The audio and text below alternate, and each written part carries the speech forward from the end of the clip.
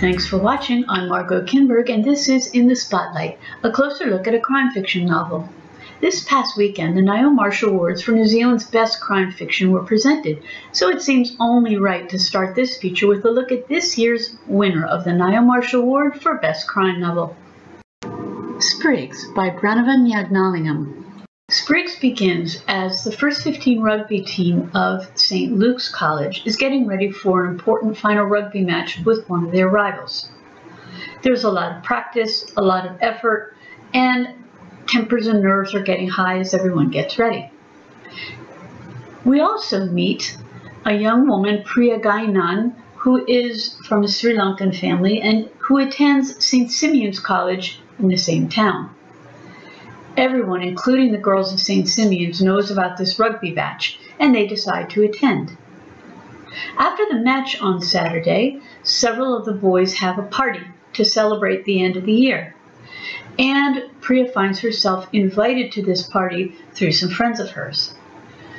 She doesn't tell her traditional Sri Lankan parents everything about the party, but she gets permission to attend and goes. Priya drinks too much, and at the party she's gang raped by a couple of the boys. At first, she's just shocked by everything that happens. And of course, nobody says much about it at first, but someone has caught the rape on video, and before very long, the video is getting around. So the first part of the novel builds as the rugby match comes and as Priya goes to the party and as we see what happens at the party. The second half of the novel is what you might call the fallout from the party. First, of course, and foremost, there's Priya, shattered by what's happened to her. She can't tell her parents everything that's gone on, and she herself feels responsible because she was drinking and shouldn't have been drinking. But she has been injured. She has to go to the hospital, so her mother takes her, and eventually she does explain what's happened. Meanwhile, we also learn what's happened to the boys. Some of them don't think much about it. One boy in particular realizes how terrible it was and starts to feel guilty about it. I'll come back to that. The big fallout comes from the video that's circulating.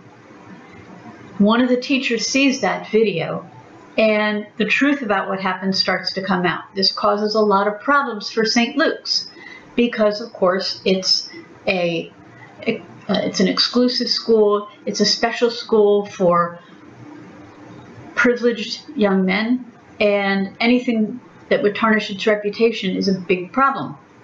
And of course, St. Simeon's School has a problem as well because Priya is one of their students and they don't want anything to tarnish their reputation either. So it's a very, very difficult situation in a lot of ways. And of course, it's absolutely devastating for Priya and her family. At some point, the word gets out to the police, the word gets out to the press, and an investigation begins. Then we see what happens with different groups of people as the investigation continues, and we see the aftermath of what happens. So what are some of the things we see in this book? What are some of the threads that bind it together?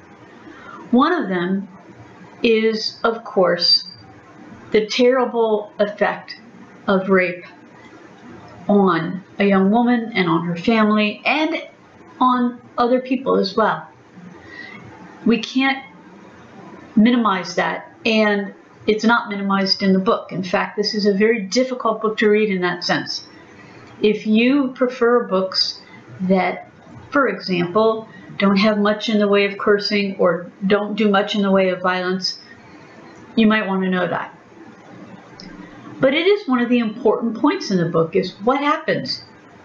Then the question gets even more complex. How did it happen? Why did it happen? And so on. Well, part of it, of course, is the young men involved. It was their responsibility. There's also a look at the privilege in which they live And there's a look at the way in which that impacted their decisions. For example, there's one scene in the book where one of the young men has his phone taken away from him and the screen gets cracked because the teacher saw the video on his phone. So his first instinct is to call his father, who's an MP. And it's that privilege, it's that assumption of protection that also works its way through the novel. There's also the question of prejudice and other bullying, because there's a lot of that in the book. The fact that Priya has Sri Lankan background plays a role in the way she's treated and the way she's talked about. And there's casual cruelty in the way that bullying in various forms happens, including among the adults. It's part of this whole package that allows this to happen.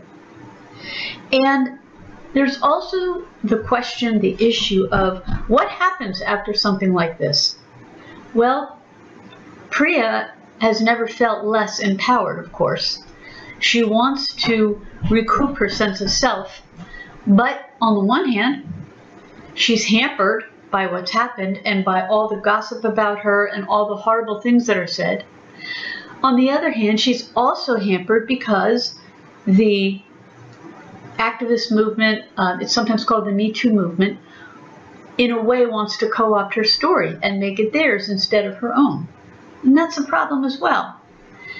There's also the issue of social status, privilege, who counts, who doesn't, and what happens to the reputation of an exclusive school like St. Luke's or St. Simeon's. In fact, I can say without spoiling the story that it's almost as though Priya is blamed for what happens, even though, of course, she really didn't have anything to do with it. So these are the issues that are in Sprigs. It isn't an easy book to read. It deals as much with the aftermath of a horrible crime as it does with anything else. And incidentally, as an aside, it's also a really close look at the competitiveness and work involved at that level of rugby. These are young men who are going to possibly be professional players. So there's a talk about how rugby is played and who plays which position and the way teammates work with one another. It's an interesting thread of sports that runs through the novel. So here's a novel that looks at modern teenage life in New Zealand and takes a look at what happens when it all falls apart and something terrible happens because of bad judgment, a little bit of privilege, in some cases more than a little, drinking, and what happens with the adults in their lives when everything falls apart. This has been In the Spotlight. I'm Margot Kinberg. Thanks for watching.